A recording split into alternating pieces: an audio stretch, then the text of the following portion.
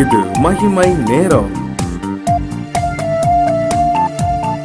ஆண்டவராகிய இயேசு கிறிஸ்துவின் ஈடு இணையற்ற நாமத்தில் மகிமை டிவி நேயர்களுக்கு அன்பின் வாழ்த்துக்களை தெரிவித்துக் கொள்கிறேன்.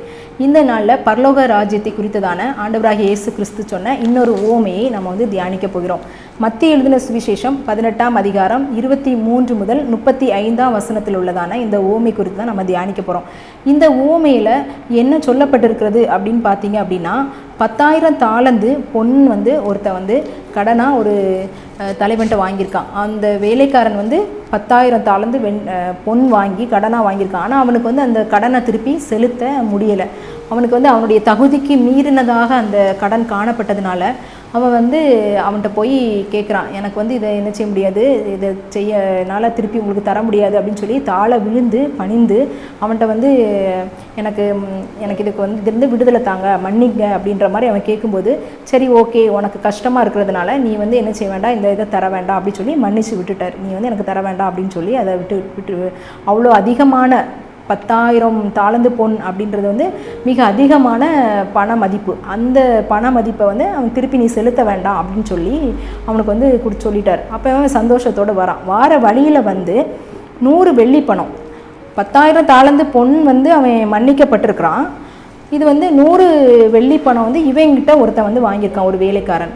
அவனை பார்த்த உடனே அவன் தொண்டையை பிடிச்சி, நீ எனக்கு இப்போ கண்டிப்பாக அந்த பணத்தை தரணும் அப்படின்னு அவன் கேட்குறான். கேட்கும்போது அவன் எனக்கு தர முடியாது அப்படின்னு அவன் சொல்லும்போது அவனை என்ன செய்கிறான், காவலில் போடுறான். அவனை தொண்டையை பிடிச்சி நெரிச்சு தான் அவன் கேட்குறான்.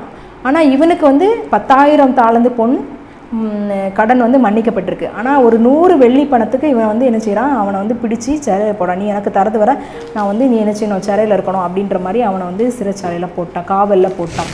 இதை இந்த ஊழியக்காரன் இப்படி பண்ணா அப்படின்றத கேள்விப்பட்ட உடனே அந்த மனுஷன் கூப்பிட்டு இவனையும் என்ன செஞ்சான், காவலில் போட்டான் அப்படின்றத பார்க்குறோம். இதில் 2 விஷயங்களை நம்ம தியானிக்கணும் இன்றைக்கி. இதில் நான் மன்னிக்கப்பட்டிருக்கிறேன்னா இல்லை நான் மற்றவங்கள மன்னிக்கிறேன்னா, 2 விஷயம். நான் மன்னிக்கப்பட்டிருக்கிறேன்னா, இன்னொன்று நான் மற்றவங்களையும் நான் மன்னிக்கிறேன்னா அப்படின்றத நம்ம இந்த ஓமையிலேருந்து நம்ம கற்றுக்கொள்ள போகிறோம். ஆண்டவர் இந்த ஓமையை பரலோக ராஜ்யத்தை குறித்து தான் சொல்லியிருக்கார். இப்போ நம்ம மன்னிப்பு அப்படின்றத நம்ம பெறவும் செய்யணும், நம்ம மற்றவங்கள மன்னிக்கவும் செய்யணும். அப்படி செய்தால் மாத்திரம்தான் நம்ம பரலோகத்தை அடைஞ்சு கொள்ள முடியும் அப்படின்றது தான் இந்த ஓமையிலேருந்து ஆண்டவர் நம்மளுக்கு கற்றுக் கொடுக்க நம்மளுக்கு விரும்புகிறார். அப்போ முதலாவது பார்த்தோம் அப்படின்னா, நான் மன்னிக்கப்பட்டிருக்கிறேனா அப்படின்றது. இந்த மன்னிக்கப்பட்டிருக்கிறேனா அப்படின்னு பார்க்கும்போது இந்த முதலாவது நபர் 10,000 தாலந்து பொன் கடனை தள்ளுபடி பண்ணியிருக்கார், அதாவது மன்னிச்சுட்டு விட்டுருக்காரு. அப்போது என்னையை குறித்து எடுத்துக்கொண்டேன் அப்படின்னா, நான் நிறைய பாவங்கள், ஒரு ஆண்டவருக்கு பிரியமில்லாத காரியங்கள், தவறுகள் அதெல்லாம் நம்ம செஞ்ச காலத்தில் நம்ம ஆண்டவர்கிட்ட நம்முடைய பாவங்களை நான் அறிக்கையிட்டு நான் ஆண்டவர்கிட்ட பாவ மன்னிப்பு நிச்சயத்தை பெற்றுக்கொண்டு இருக்கிறேன். அப்படி இருக்கும்போது மற்றவங்க நான் செஞ்ச தவறை விடையும் சின்ன தவறு செய்கிறாங்க அப்படின்னா அவங்கள என்னால் மன்னிக்க முடியலையா அப்படின்றது தான் நம்முடைய கேள்வியாக காணப்படுறது. ஆண்டவர் எவ்வளோ பாவத்தை நம்மளுக்கு மன்னித்து அவருடைய பிள்ளை அப்படின்ற அதிகாரத்தை நம்மளுக்கு கொடுத்துருக்காரு. ஆனால் நம்ம மற்றவங்க நம்மளுக்கு விரோதமாக செய்கிற காரியங்களை நம்மளால் மன்னிக்கவே முடியலை. அப்படி அப்போ ஏன் நம்மளுக்கு மன்னிக்க முடியலை அப்படின்னு நம்ம பார்த்தோம் அப்படின்னா, நான் முழுமையான மன்னிப்பை பெற்றுக்கொண்டேன், எவ்வளோ தப்பு செஞ்சேன், நான் ஆண்டவர் என்னை மன்னிச்சிட்டாரு அப்படின்ற பூரண நம்பிக்கை, அதாவது என்னை ஆண்டவர் எல்லா பாவத்தையும் என்னோட பாவத்தெல்லாம் மன்னிச்சிட்டாரு அப்படின்ற பூரண நம்பிக்கை, விசுவாசம் என்கிட்ட இருந்துச்சு அப்படின்னா நான் மற்றவங்களே எளிதாக நான் என்ன செய்வேன், மன்னிப்பேன். ஆனால் நான் என்னுடைய பாவங்களை ஆண்டவர் மன்னிக்கலை, இந்த பாவத்துக்காக தான் எனக்கு இந்த பிரச்சனை வந்திருக்கு, நம்ம இந்த பாவம் செஞ்சனால தான் இப்படி வந்திருக்கு அப்படின்ற ஒரு பாவ மன்னிப்பின் நிச்சயமற்ற சூழ்நிலையில் நம்ம இருந்தோம் அப்படின்னா நான் மற்றவங்கள மன்னிக்கவே முடியாது.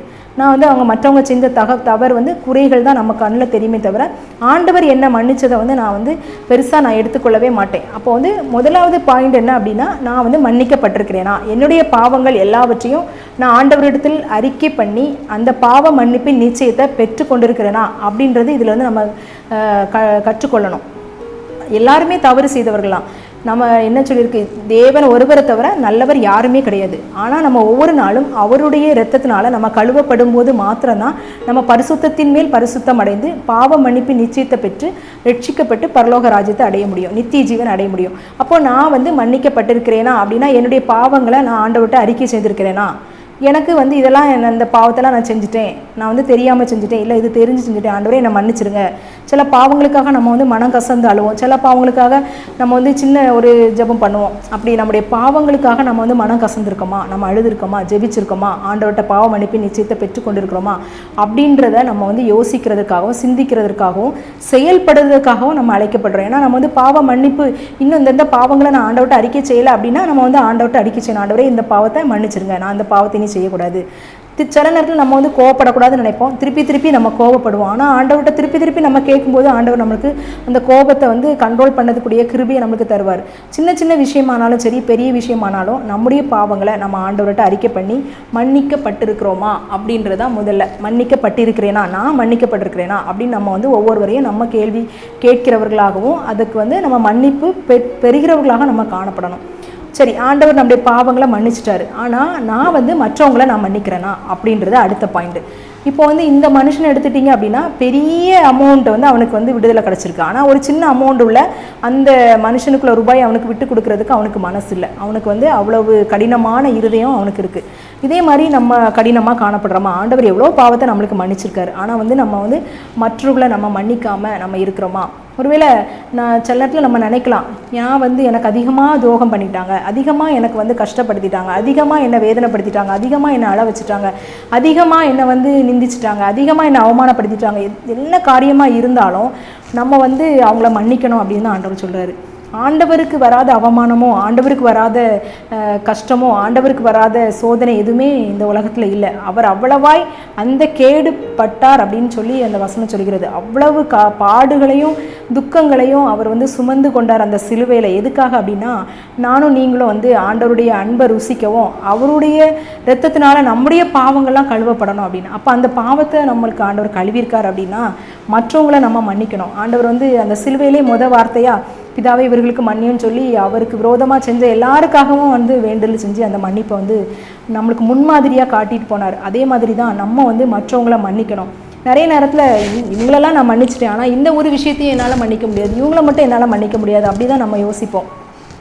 அநேக உலக பிரகாரமான காரியங்களை பார்க்கும்போது இவங்க எனக்கு இது இப்படி செஞ்சுட்டாங்க, அதனால் நான் இவங்களுக்குடைய காரியங்களை மட்டும் மன்னிக்க மாட்டேன், வேறு காரியங்கள் என்னை வந்து ரொம்ப அதிகமாக என்னை வந்து பாரப்படுத்தலை, அதிகமாக என்னை வேதனைப்படுத்தலை, அதனால் நான் இந்தந்த காரியங்களுக்காக நான் மற்றவங்கள மன்னிச்சிடுறேன் அப்படின்னு நம்ம வந்து ஒரு கேட்டகரி பண்ணி நம்ம வந்து மன்னிப்பு கொடுக்கிறவர்களாக காணப்படுகிறோமா? இல்லை ஒருவேளை இவங்கவுங்க எனக்கு பிடிச்சவங்க அதனால் அவங்க செஞ்சதெல்லாம் நான் வந்து மன்னிச்சிட்டேன் அப்படின்னு நம்ம சொல்கிறவர்களாக காணப்படுவோமா? நம்ம அப்படி இல்லை. ஆண்டவர் வந்து நிபந்தனையற்ற மன்னிப்பு தான் நம்மளுக்கு கொடுத்துருக்காரு. வரைமுறை என்ன ஒரு இந்த இதுக்கு இப்படி வரமுறை இருந்தால் தான் நான் உனக்கு மன்னிப்பு கொடுப்பேன் அப்படிலாம் இல்லை. நம்மளுக்கு வந்து மன்னிப்பு கொடுத்துருக்காரு. எப்படி எந்த பாவமாக இருந்தாலும் நம்ம ஆண்டவருடைய சமூகத்தில் வந்து அறிக்கை பண்ணும்போது ஆண்டவர் மாதிரி மன்னிப்பு கொடுத்துருக்காரு. அதே மாதிரி தான் மற்றவங்க நம்மளுக்கு விரோதமாக என்ன செஞ்சாலும் அது வந்து நம்ம டெஃபினிஷனே வைக்கக்கூடாது. இப்படி இருந்தால் நான் மன்னிப்பேன், இப்படி செஞ்சால் மன்னிக்க மாட்டேன் அப்படின்ற எந்த வரையறையுமே நம்ம வைக்கக்கூடாது. ஆண்டவரை வந்து முழுமையாக நம்ம சார்ந்திருக்கும் போது நம்ம வந்து மன்னிப்பு கொடுக்கிறவர்களாக நம்ம வந்து என்ன செய்யணும்? கண்டிப்பாக மன்னிப்பு கொடுக்கணும். கொடுக்கல அப்படின்னா நம்ம பரலோக ராஜ்யத்தை நம்ம இழந்து போவோம். மன்னிப்பு கொடுக்கல, நான் மன்னிக்கப்பட்டுட்டேன், ரட்சிக்கப்பட்டுட்டேன், மீட்கப்பட்டுட்டேன், ஆனால் வந்து நான் மற்றவங்கள மன்னிக்கலை, நான் ஆண்டவருக்காக வேறு எல்லா காரியத்தையும் செய்வேன், நான் மன்னிக்க மட்டும் செய்ய மாட்டேன், இவங்கள மட்டும்தான், நான் எல்லாரையும் மன்னிட்டேன், 99 பேரை நான் மன்னிச்சிட்டேன், அந்த ஒருத்தரை மட்டும் நான் மன்னிக்க மாட்டேன் அப்படின்னு நம்ம நினச்சோம் அப்படின்னா நம்ம பரலோக ராஜ்யத்தை இழந்து போவோம். ஆண்டவர் வந்து நம்முடைய பாவங்களை திருப்பி நினைக்கிறதுக்கு ஒரு காரணம் வரமாக இருக்கணும். இவ்வளோ பாவத்தை நான் மன்னிச்சிருக்கேன், நீ இந்த பாவத்தை மன்னிக்கலையா அப்படின்னு நினைவு கூறத்தக்கதான நம்மளே ஆண்டவருக்கு நினைவுபடுத்துகிறவர்களாக காணப்படக்கூடாது. அதனால் நம்ம வந்து நம்முடைய பாவங்களை நம்ம அறிக்கையிட்டு மன்னிப்பு பெற்றுக்கொண்டது போல் மற்றவங்கள மன்னிக்கணும். ஒரே ஒரு விஷயம், நான் நிறைய நேரத்தில் எப்படி மற்றவங்கள மன்னிப்பேன் அப்படின்னா, இவங்க வந்து நம்மளுக்கு இப்படி செஞ்சுட்டாங்களே அப்படின்னு நினைக்கிறது வரைக்கும் அவங்கள மன்னிக்கவே முடியாது. ஆனால் இவங்களுக்கும் நமக்கும் இந்த பிரச்சனையை கொண்டு வந்தது சாத்தான், நம்மளுடைய சமாதானத்தை கெடுக்கிறதுக்காக சாத்தான் போராடுறான் அப்படின்னு என்னென்ன காரியத்தெலாம் நம்ம நினைக்கிறோமோ நம்ம வந்து அவங்கள மன்னிச்சிடலாம். அப்போது சாத்தான் தான் இந்த காரியத்தை கொண்டு வரான் அவங்க மூலமாக அப்படின்னு நினைக்கும் போது மட்டும்தான் நம்ம மன்னிக்க முடியுது. அதே காரியத்தை நம்ம ப்ராக்டிஸ் பண்ணோம் அப்படின்னா நம்ம எல்லா காரியங்களையும் மன்னிக்க முடியும். ஆண்டவர் நம்மளுக்கு மன்னிப்பை கொடுத்தா மாத்திரம்தான், நம்ம மற்றவங்கள மன்னிச்சா மாத்திரம்தான் நம்ம பரலோகத்தை அடைய முடியும். கண்களை மூடி ஜெபம் செய்யலாம். அன்பின் பரலோக பிதாவே, இந்த அருமையான வேளையில் ஆண்டவரே நாங்கள் மன்னிப்பை குறித்து ஆண்டவரே நாங்கள் தியானித்தோம். நாங்கள் மன்னிக்கப்பட்டிருக்கிறோமா அப்படின்னு நாங்கள் யோசிக்கிறோம், நாங்கள் மற்றவங்களை மன்னிக்கிறோமா அப்படின்னு நாங்கள் சிந்திக்கிறோம். நாங்கள் யாரெல்லாம் நாங்கள் மன்னிக்கலையோ அவங்கள நாங்கள் மன்னிக்கும்படியான கிருபையை எங்களுக்கு தாங்க, அந்த மனநிலையை நீங்கள் எங்களுக்கு தாங்க. எங்களுடைய சுய பலத்தினால நாங்கள் மன்னிக்க முடியாது, நீங்கள் எங்களோடு இருந்து நீங்கள் ஆளுகை செய்து உங்களுடைய கிருபையினால் உங்களுடைய அன்பினால் எங்களை இடை கட்டும்போது மாத்திரம்தான் நாங்கள் மற்றவங்களை மன்னிக்க முடியும். அந்த மன்னிப்பின் பூரணத்தை நாங்கள் ஆண்டவரை அனுபவிக்கவும், மற்றவர்களுக்கு அந்த அன்பை ஆண்டவரை மன்னிப்பின் மூலமாக காட்டி பரலோகத்தை சுதந்திரித்துக் கொள்ள நீர் எங்களுக்கு கிருபை தாங்க. இயேசுவின் மூலம் ஜெபம் கேளும் பிதாவே, ஆமேன். தேவன் தாமே இந்த வார்த்தை மூலமாக ஆசீர்வதிப்பாராக. ஆமேன்.